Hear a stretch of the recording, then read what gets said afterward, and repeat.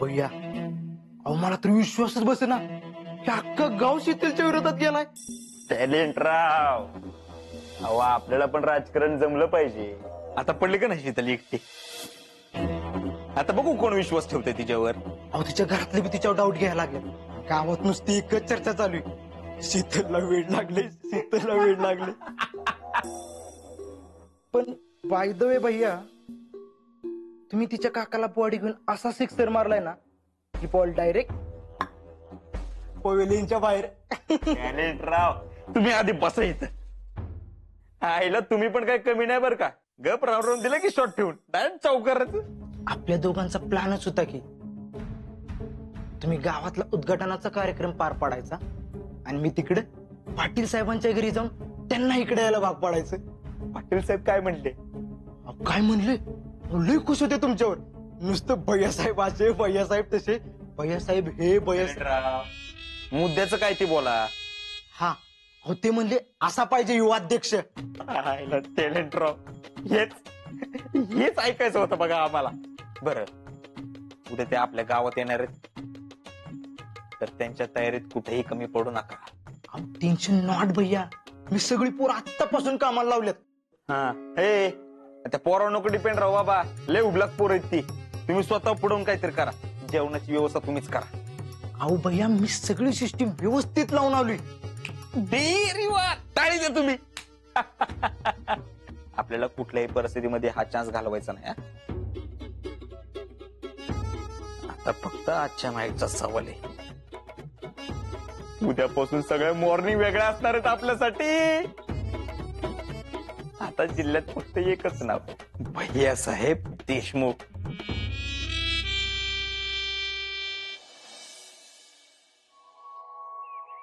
शीतल, शीतल, ए शीतल. काय रे रावल्या, कशाला नरड काढतोस? अय रावल्या, इकडे मी. वर्किंग गोटा होय. Okay okay okay. जिजे कशी झाली तुझी ट्रिप? ट्रिप कसली रे? अगं मायडी मावशीकडे गेली होतीस ना फिरायला. हाती वय. अरे जरा मायडीकडे जाऊन भेटून आली मी. चांगली टुनटुनीत आलेस की. हा चल रे बोपळ्या टुनुक टुनुक मधल्या म्हातारी गत. हाय का आता तिथं मला सासूर असंच आहे नाही का. काय रावल्या, मुली एकीकडे गेली, धाटी मुठी झाली, तू फ्रुटी खाल्ली, असंच ना. काय बोलते तुम्ही? अगं जिजे हळू बोल की जरा. मामीनं बिमीनं ऐकलं ना परत लय सासुरवास करल तुझा. ती काय म्हणलं सासूर असं करत्या? घास आहे का तिचा? रावल्या, तुला मामीना घावायला पाहिजे म्हणजे तुला कळल. अगं ह्यो माझ्या मोरच मिरवत असतो सारखा. मी भेटतोय काय कोणाला? हाय का कोण? ए नाही कोण. जिजे अगं यास्मिन अशी म्हणत होती की तुझ्या हाताचा लय चांगला लागतो. मग कर की आम्हा दोघांनी तुझ्या हाताचा. अय रावल्या, त्यांना कशाला सांगतेस? मी आहे की, मी करते. दम जरा. असू दे शीतल, असू दे. शीतल अगं हे दोघं तुलाच भेटायला लागत व. हा काय रावल्या, बरोबर आहे ना?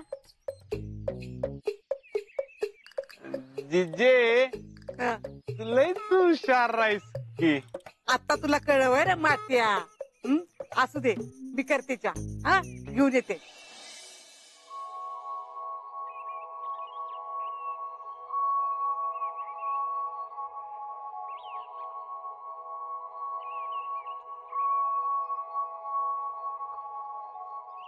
तुम्ही दोघं भी एकत्र कशी काय?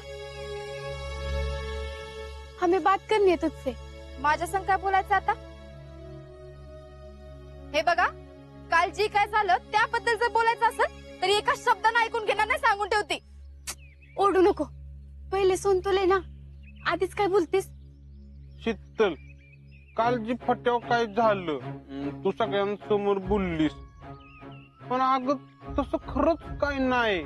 आणि जर का मी बोलते तसंच असेल. तर काय का तर तू अशी का करायला लागल्यास? अगं मी सांगतोय की तुला. हम तेरे से बात करणे आहे ना. आधी मला सांग, तुला असं का वाटलं? लई शहाणी आहेस. मला वाटलं म्हणून मी बोलले नव्हते. त्या भैयानं स्वतःहून येऊन मला सगळं सांगितलं होतं म्हणून मी बोलले. अगं पण स्वतःहून असं कोण सांगल का? नाहीतर काय. मग मी काय खोटं बोलते बाई? का मला गावचं पुढारी व्हायचंय? का अजून काय तर करून गावचं मन मिळवून घ्यायचंय? हा, असं काय तर नाही ना. हा शीतल, तू बोलतो सच्ची रहिये. रावल्या, आता मला सांग, आपल्या इक्याच्या नावानं कमान किंवा संस्था न व्हावी असं मला कधी वाटल का र? नाही. मग काय तर असल्याशिवाय मी कशाला बोलीन? आणि मला पक्क माहित असल्याशिवाय अख्ख्या गावासमोर बोलीन कमी. हा शीतल, तू बोलतो सही रहिये. अगं पण मग माझ्याजवळ त्यानं एवढं पैसे ठेवाय दिलं, एवढा विश्वास टाकला. अरे तेच तर पाहिजे त्याला, तुझा विश्वास जिंकण्यासाठी आणि माझी माणसं स्वतःकडे ओढून घेण्यासाठीचा प्लॅन होता यो. हा रावल्या, असं बी असू शकतं. असू शकतं नाही, असंच हाय.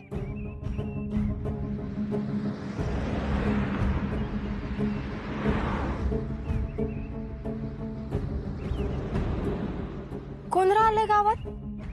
अगं ते पाटील साहेब आहेत वाटतं. पाटील साहेब? अगं ते भैयाच्या पक्षाचे प्रमुख नेते आहेत ना. ते त्या दिवशी मावशीकडे आलते ते होय? हा तेच ते. ते आज भैयांची मोठ्या पदावर नेमणूक करणार आहेत वाटतं, अशी चर्चा आहे गावात. काय सांगतोयस? हो.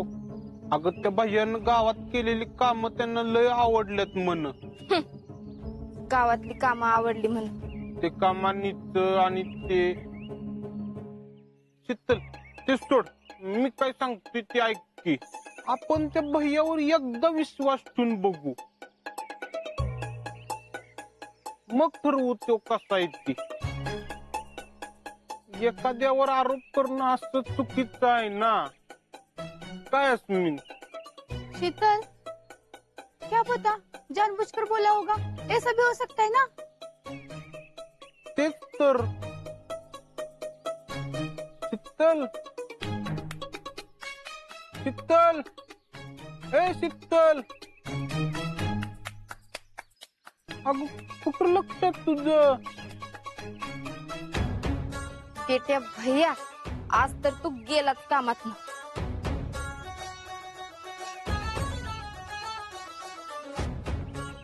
आजच्या आज तुला धडा शिकवते का नाही बघच.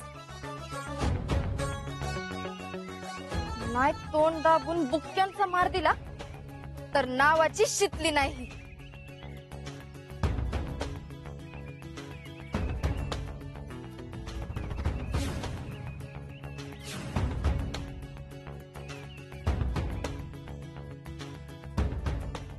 आता काही खरं नाही त्या भैयाचं.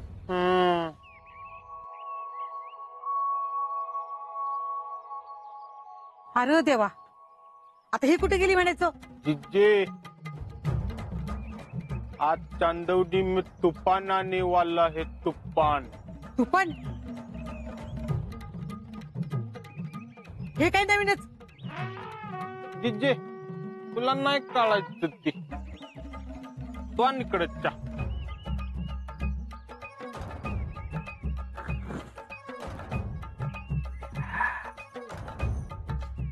ऑसम.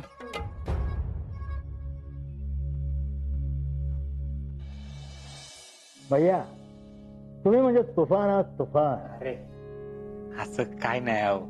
खरंच मी तोंड देखल्या बोलत नाहीये. मला अपेक्षा होत्याच तुमच्याकडून, नक्कीच होत्या. पण तुम्ही तर खूप चांगलं काम करताय. तुमच्यासारखा कार्यकर्ता प्रत्येक तालुक्यात असेल तर देश कुठल्या कुठं जाईल. हा साहेब, त्या बाबतीत आम्ही लईच लकी आहे. म्हणजे आमचं चांदवडी गावच खूप लकी आहे. खर तर साहेब, आम्ही तुम्हाला आयडॉल मानतो. म्हणजे नाही का टॅलेंट. होय होय. आता तुमच्याकडनं एक प्रकारची आम्हाला ती प्रेरणाच मिळत असते. आता तुम्ही कौतुक केलं म्हणल्यावर एक प्रकारची एनर्जीच मिळते. अरे कौतुक तर केलंच पाहिजे. जवानाच्या प्रती तुमची आत्मीयता भावली आम्हाला. साहेबाऊ त्यांच्या कुटुंबाचं खरं तर आपणच बघितलं पाहिजे. म्हणजे आपल्यासाठी ते तिकडे सीमेवर लढायला जातात, जीव देतात. आता आपलं विक्रमच घ्या की. होय होय, त्यांच्या आईला आपण भेटलो ना. हा, कशा आहेत त्या आता? आता बऱ्या आहेत त्या. हा, आणि भैया रोज जेवणाचा डबा घेऊन जातात त्यांना आणि खूप काळजी घेतात, अगदी स्वतःच्या आईसारखी. अरे वा. आणि त्यांना बी खूप कौतुक केलंय भैयांचं. त्या माऊलीच्या डोळ्यात पाणी आलं बरं का. तर स्वतःच्या मुलाची कमान होती म्हणल्यावर आणखी दुसरं काय वाटणार आहे त्या माऊलीला. वा, उत्तम. पण असा विचार सगळे करत नाही. माझ्या बहिणीला त्या काळी वडिलांनी आर्मीतल्या आमच्या दाजींना दिली. आमचे दाजी म्हणजे कारगिल युद्धात लढलेले. त्यांनी एक एक गोष्ट सांगायला सुरुवात केली तर काय बोलायलाच नको. आजकाल या जवानांच्या गोष्टी लोकांपर्यंत पोहोचल्या पाहिजेत.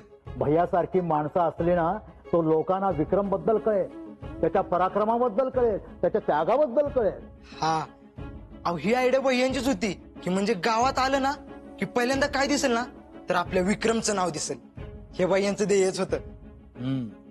भैया, मी फार पुढचं बोलत नाही, पण अशी समाजसेवा करत राहिला तर आपल्या पक्षाचे भावी आमदार नक्की व्हाल. तुमच्यासारख्या कार्यकर्त्याला तिकीट तर आम्ही देऊच. हो साहेब, तुम्ही बोललाय ह्यातच सगळं आलं. काय टॅलेंट. हा, नाहीतर काय. आणि तुम्हाला सांगतो साहेब, भैयांच्या डोक्यात अशा विविध आयडिया आहेत. आता ते स्त्रियांसाठी वेगवेगळ्या योजना आणायचं त्यांच्या डोक्यात आहे. तुम्ही म्हणताय असं आमदार जर झालं ना तर देशातील आदर्श गाव बनवून टाकतील भैया. हा, अहो खरं तर स्त्रिया आणि जवान हेच आपला देश सांभाळतात. म्हणजे जवान तिकडे सीमेवर आणि स्त्रिया इकडे घरी.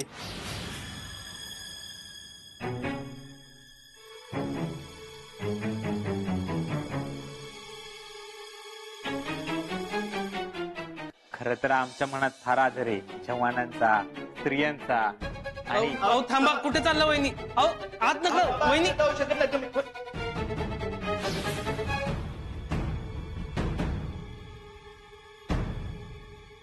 वा हर्षवर्धन वा.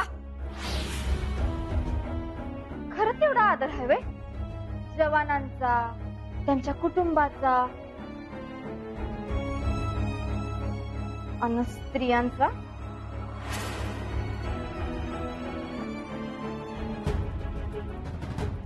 शीतल, तुम्ही जरा बाहेर थांबा, आम्ही जरा महत्वाचं बोलतोय.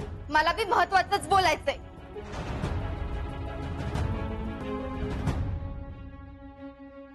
एवढा आदर आहे म्हणून एका फौजीच्या बायकोशी सुडानं वागतोस व्हय? सोडा अहो नाही, ते असंच काहीतरी बोलतात त्या. होय होय वहिनी, चला बाहेर तुम्ही. तसं काय नाही, चला. थांबा, बोलू द्या त्यांना. तुम्ही फौजींच्या मिसेस ना? आपण भेटलो होतो शहीद विक्रम राऊत यांच्या घरी. व्हय साहेब, मीच आहे ती. बोला ना.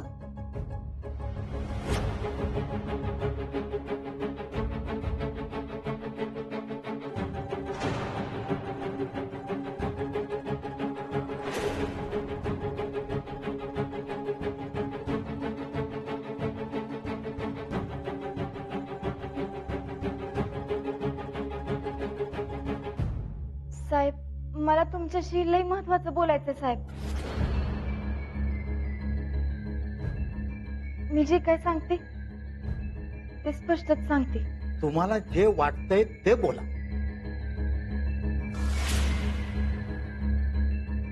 यो हर्षवर्धन गावकऱ्यांची फसवणूक करतोय.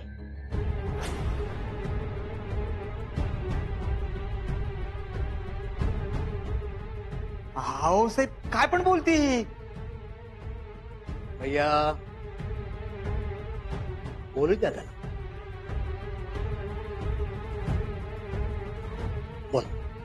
यानं कमानीसाठी सक्तीनं वर्गणी गोळा केली होती. सगळ्यांकडनं हजार रुपये गोळा केले होते. साहेब, अहो ज्यांना शक्य नाही ते कुठनं एवढे पैसा आणणार?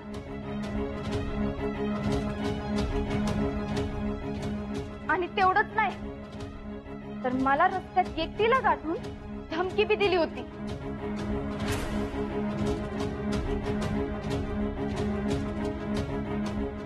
की मी संस्था काढणार, बॉडीवर आपल्याच गावातल्या माणसांना घेणार आणि जी काय पैसे मिळणार ते स्वतः लाटणार.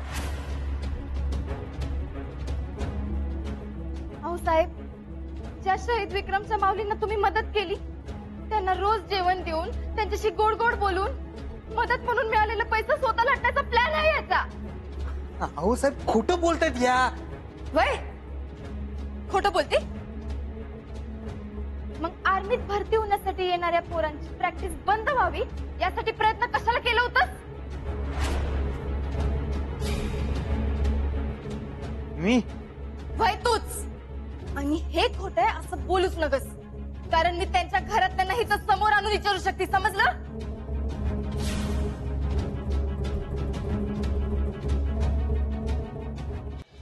हे बघा, तुम्ही काय बोलताय? सरळ सरळ आरोप करताय तुम्ही. हा हेच हेच साहेब, हे आरोप करतायत आमच्यावर. हो नाही नाही साहेब, मी जे काय सांगते ते खरं सांगते. विचारा याला मला भेटून धमकुलं होतं का नाही ते विचारा. काय भैया? अहो कुठं ऐकतंय यांचं? येड लागलंय यांना. असं मी ना की गावातले म्हणते. नवरा बॉर्डरवर गेला ना तेव्हापासून असं भैसटल्यासारखं वागतंय. ए चल चल बाहेर तू. अहो, नाही, चल. नाही.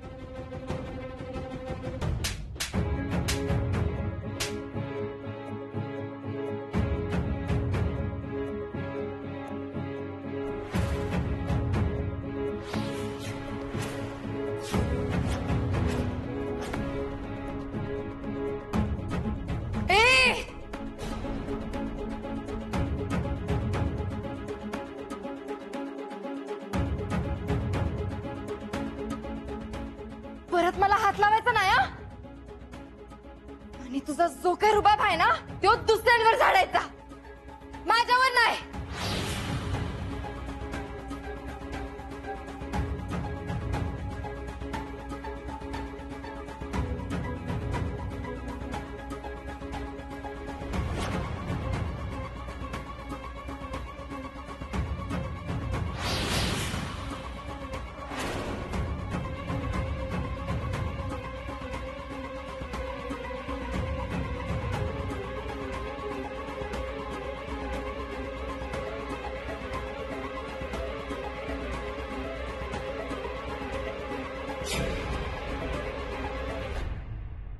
भैया काय लावलं हे?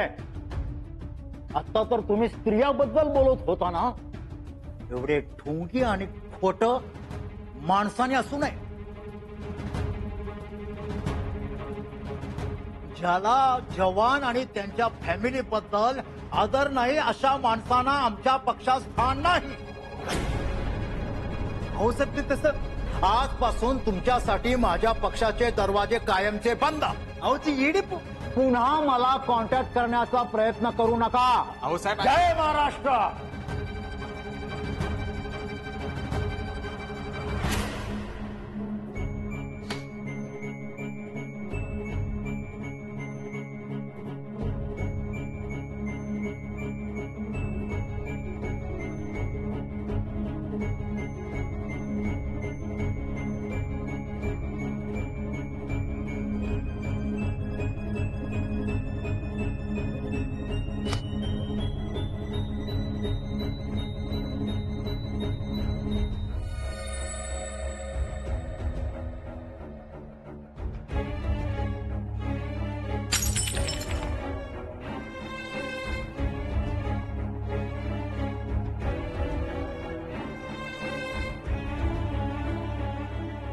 शितले, लई मोठी चूक केलीस तू.